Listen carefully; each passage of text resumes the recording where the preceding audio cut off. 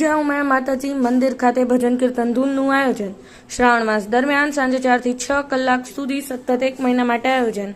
આજથી શ્રાવણ માસની ભજન કીર્તન ધૂનનો પ્રારંભ થયો. આ ધૂનમાં મહિલાઓ, ભાવિક ભક્તો સહિતના સંસ્થાના હોદ્દેદારો જોડાયા. 5/8/2024 થી 3/9/2024 સુધીનું આયોજન. Bureau report, Patan express, Patan.